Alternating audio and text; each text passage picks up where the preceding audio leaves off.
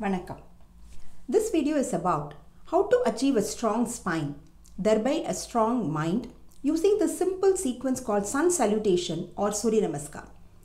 Most of you are familiar with Sun Salutation, but what we are going to see here is how each and every posture in the Surya Namaskar influences different parts of the spine. It lengthens the space around the vertebrae and how it strengthens the muscles around the spine and brings a positive influence on your mind.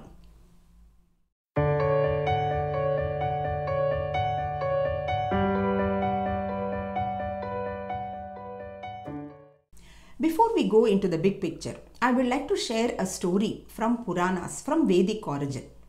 Once upon a time, there was this Asura called Vrithra. He had enormous powers. Misusing his powers, he was torturing people, devastating the land. He is not an ordinary person. He has received a boon from God out of his tapas that no one can kill him with weapon made out of metal, stone or wood or any known material.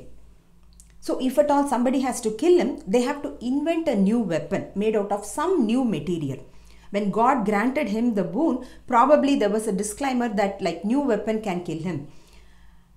Any new weapon that has been invented, probably he didn't read that fine print underneath. Anyhow, with his enormous powers, he defeated Indra, the king of Devas, and captured his kingdom, Devaloka. Indra didn't know what to do. He immediately ran to Lord Vishnu and pleaded him. Lord Vishnu, along with counterparts Shiva and Brahma and all the Devas, they sat for a quick board meeting. They have to find a weapon which is non-existing already. It has to be strong, at the same time possess the agility. Think about a bow. It is strong, at the same time flexible enough to string an arrow to it. Why do you think we make jewels out of gold? It's not only because it's shiny, but it is malleable and ductile and can be made into thin wires to prepare jewels. Likewise, a weapon has to be strong, at the same time supple. So they sat and discussed. Finally, they decided a material which is strong, supple and possess the agility and strength to make it as a weapon, and which is non-existing so far as a weapon material. That is nothing but human spine. Yes, you heard it right, human spine. But not just the spine of anybody, but one who has worked hard to build it to its fullest potential. They identified a yogi, Maharishi Dadichi, who has developed a strong spine through his ardent yogic practices.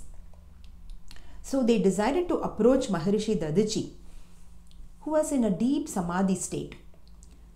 When he opened his eyes, they all bowed to him but didn't know how to ask. Excuse us please, we would like to have your spine to make a weapon. But then Maharishi Dadichi was an evolved soul. He was close to his liberation. He was close to the state of Kaivalya. So he knew the reason why they are all here. So he willingly sacrificed his body for the sake of Devas. So out of his spine, they made a weapon called Vajrayutam. Vajra means diamond. His vertebrae were as strong as a diamond. So they made a weapon out of his spine and killed Asura Vrithra and reclaimed the kingdom Devaloka. The reason I am telling you this story is one can develop such a strong spine not only to defeat Asura Vrithra, but to defeat the modern day Asuras, which are nothing but your back pain, lifestyle diseases, obesity, mental sluggishness, lack of clarity, and so on. Every yogic posture works on strengthening the spine. Then what is special about Surya Namaskar? Surya Namaskar is like a one-stop solution to strengthen every bit of your spine, thereby your entire body. It is like a single pot recipe. You don't feel like cooking 2 to 3 dishes. Then you just do one dish, you add your carbs, you add enough proteins, vegetables and make it more nutritious. Likewise, Surya Namaskar has 12 asanas that are tied together to work on every bit of your spine. Your spine is made up of 33 vertebrae which are stacked one over the other. As you see in this picture, the first 7 vertebrae forms the cervical spine, which is in your neck region. The next 12 vertebrae forms the thoracic spine in your chest region and mid-back. The next 5 vertebrae forms the lumbar spine in your mid to lower back. The next 5 vertebrae forms the sacral part of your spine in your lower back to pelvis. The next 4 vertebrae that are fused together as a tailbone. The 12 asanas in the Sun Salutation sequence strengthens every bit of your spine. It strengthens the paraspinal muscles which are present on the either side of the spine. It lengthens the space between the vertebrae. The pressure between the vertebrae is the primary cause for any kind of neck or back pain issues. So one gets relieved when you create some space between the vertebrae through these postures. Another important reason why we need to do Surya Namaskar is our body is getting energized. How does it do that? There are 5 pranas in our body which actually works on energizing each and every functional systems of our body. One of the 5 prana is called Vyana, which is circulated throughout the body. This Vyana is rejuvenated and energized through Surya Namaskar. So that is why we feel more energetic after a Surya Namaskar and we don't feel tired. We know yoga is an ancient practice from Vedic period. Originally, yoga is more a mind level practice. In order to achieve a state of calmness in the mind, a state called Chitta Vritti Nirodha. Yoga Sutras of Patanjali has 195 sutras and there are only 2 sutras that talks about asanas. So we understand that yoga is being more a mind level practice originally. Later they understood that in order to strengthen the mind, one has to strengthen the body. So Hatha Yoga came into picture. One of the ancient texts, Hatha Yoga Pratipika by Swami Swatma Rama in 15th century talks about lot of asanas, pranayama, mudras and bandhas, but there are no mention about Surya Namaskar in that scripture. So we understand that Surya Namaskar is a later day evolution. Every school of yoga developed their own version of Surya Namaskar. It varies based on the intensity. Now let us see each and every posture in Surya Namaskar and see how it influences the body and the mind. The first asana in the Surya Namaskar is Pranamasana, which is the prayer position. As you see in this picture, you are standing in a state of balance, palms together at your heart center, feet together, chin slightly tucked in. Visualizing a central core running from the top of the head all the way down to your feet, aligning your body to the central axis. When you consciously do this posture, every time when you do Surya Namaskar, you unknowingly get into that habit of aligning your posture to the central axis. Here in this posture, you are training yourself to a perfect alignment at the physical level. Small stretch at the back of the neck as you keep your chin slightly tucked in. Your vertebrae are stacked one over the other with its natural curve, helping the functionality of your internal organs to an optimum level. What happens at the mental level?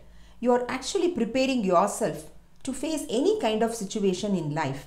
You are bringing a balance state not only at the physical level but also at the mind level, getting prepared for any kind of situation in life.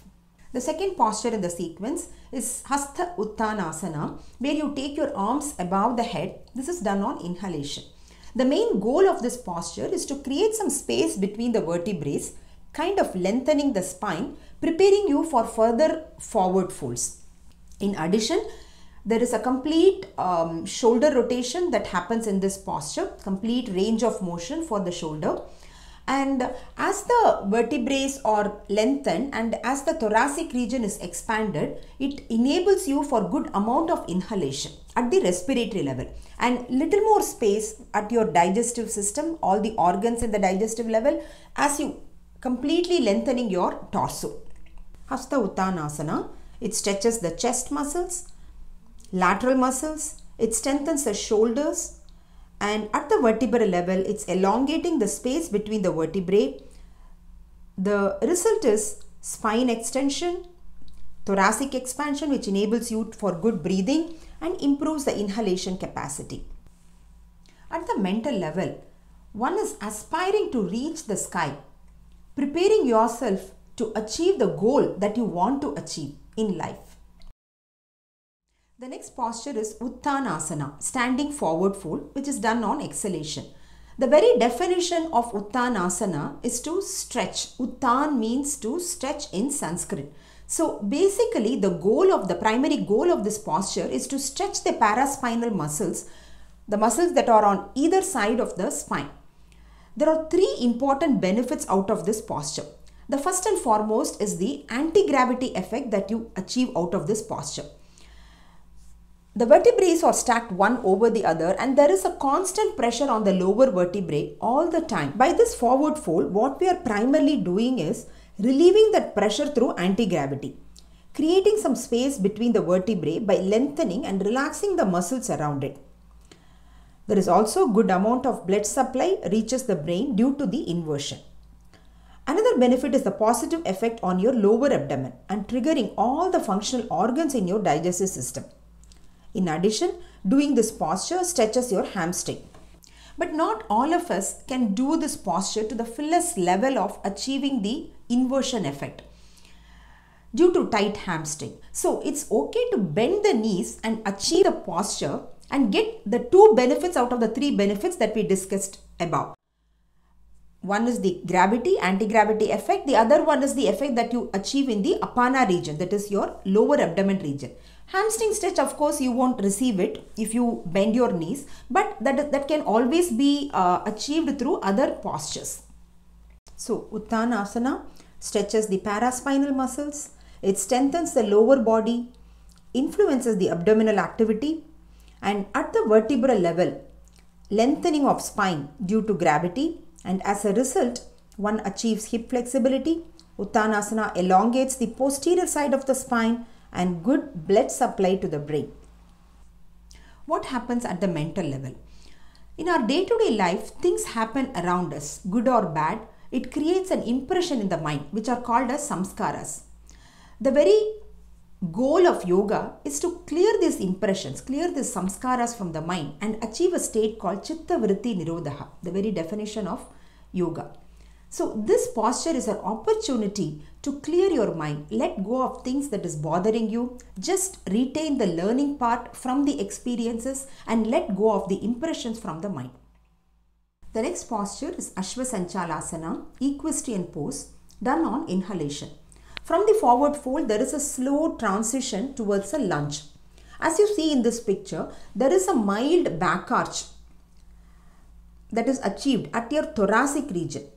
Most of the time, when you try to do a back arch, the arch is achieved only at the lumbar region. Whereas here in this pose, the arch is achieved at the thoracic spine, which is constantly bulged due to our lifestyle, like seated before the computer for a long time or the way we stand, there is a constant bulge that is formed at your upper region, upper back. So this posture will try to avoid that. Helps postural correction in general, avoids rounding of the upper and mid back. What happens at the hip level? This is an asymmetrical posture, stretches the psoas muscle, the muscle that connects the upper body and the lower body. This muscle is constantly in a contracted state while you are in the seated position. People do get several low back issues when this muscle is tight. So this posture does magic to your psoas muscle. It stretches and relieves any tightness from the lower back. At the physiological level, this helps lengthening of the thoracic spine, which always helps your respiration. At the mental level, this pose gives you the momentum to start with any job. Ashva means horse in Sanskrit. This position is very similar to a pose when one prepares for a sprint, apparently preparing you for mental readiness to face anything with full energy and force. The next pose is Chaturanga dandasana. Chatur means four and danda means stick. Your body looks like a stick. Till now we have been seeing postures that stretches the muscles. Now in the middle of the sequence we have this posture which works as a strength training. Strength training just using your own body weight. As you see in this picture, we go on all fours. Chatur means 4, as I told you. Maintain a position such that your hip is neither raised up nor sinking in. How do you achieve this pose? Only by using your core muscles. So you are engaging your core, tightening it and thereby strengthening it to stay in this posture. All the vertebrae are arranged in its natural way, in its appropriate gentle curve. So Chaturanga dandasana, it strengthens the upper body, core, abdominals, lower back and also the glutes. At the vertebral level, it maintains a neutral spine. The results are core strength and upper body strength. At the mental level, this posture develops the ability, develops the endurance inside you to face anything in the life. The next posture is Ashtanga Namaskar, done on exhalation. Ashtanga, Ashta means 8, Anga means limbs. So 8 parts of the body is on the floor. Here, as you see in this picture, deep curves are achieved at your cervical spine and your lumbar spine. This posture strengthens your shoulders and upper arms. It provides flexibility by exaggerating all your natural curves. It also strengthens your intercostal muscles, the muscles that are attached to your thoracic region. So this, as being an exhale posture, there are toxins released from the body as you do this posture. So Ashtanga Namaskar stretches the cervical spine, lumbar spine, the intercostal muscles, and it strengthens the trapezium, deltoid. At the vertebral level, it influences the cervical and the lumbar spine. What happens at a mental level? Think about situations in life where you don't have a solution. What helps in that kind of a situation is a sense of surrender that relieves your mental tension so much when you have that kind of attitude. This posture develops that sense of surrender inside you. Surrender to the situation or surrender to higher being, surrender to nature, whatever may be, that attitude of sense of surrender relieves you from mental tension. The next posture is Bujangasana, otherwise called Cobra pose. This is done on inhalation. As the name suggests, it strengthens the shoulders. Bujang means shoulders. And it is also called as Cobra pose because it looks like as if a snake raising up. Have you ever seen a snake raising up? How does it do that? How does it raises its upper body against the gravity? They use their dorsal muscles, the lateral low back muscles, to lift. That's the muscle that is holding our lumbar vertebrae. That gets strengthened once we do this posture. So Bujangasana stretches upper abdominal area. It strengthens the shoulder muscles, your dorsal muscles, sides of the lower back muscles, and at the vertebral level, it influences the lumbar spine and it lengthens the lumbar spine, and as a result, it strengthens the lower back, strengthens the thoracic cavity, it opens the chest to enable good inhalation. At the mental level, this posture improves your cognition and vigilance. Vigilance is nothing but your sustained effort to focus on one particular thing. That is the very definition of dharana, the 6th limb of Ashtanga Yoga.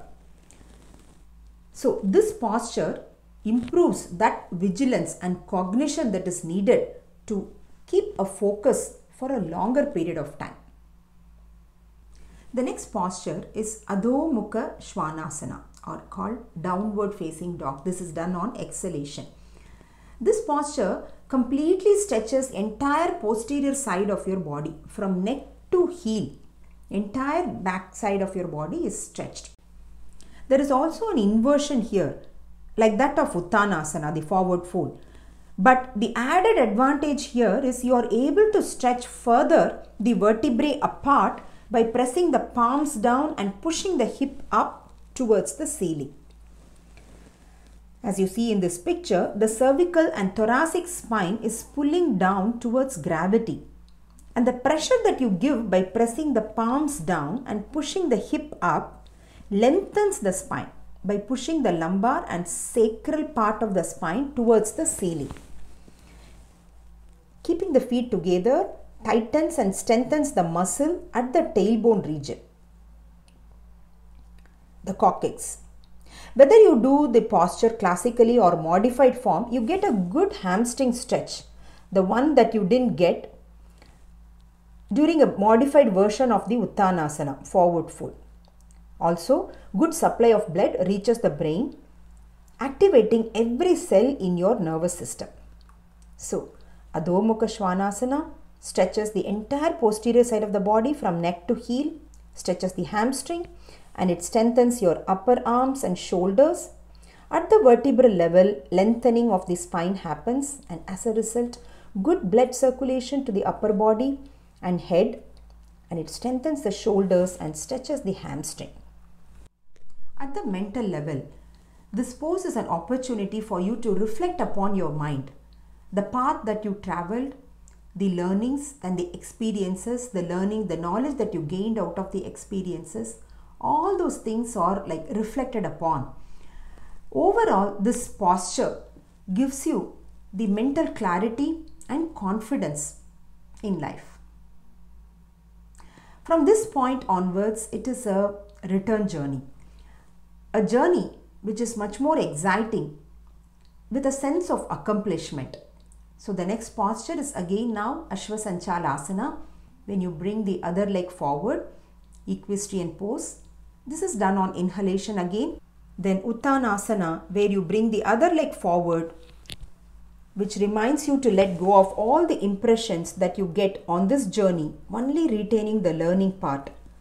Then you reach the Hastha Uttanasana, arms above the head with a mild back arch. This allows you to raise up again and realize that raising up is in your hands, back to a balanced state of Samasthiti. As I told you earlier, Sun Salutation sequence differ from school to school. You may be doing a different version of Sun Salutation, but think about the basic principles. Think about the postures. The basic principles, the underlying principles is all the same. If you have any specific question about any of the postures, please do ask that in the comment box below. I will try to answer to my best of my ability. And if you like to understand more on the yogic principles and the science behind yoga, please do subscribe for this channel with the notification. We will meet again in the next video. Thank you for watching.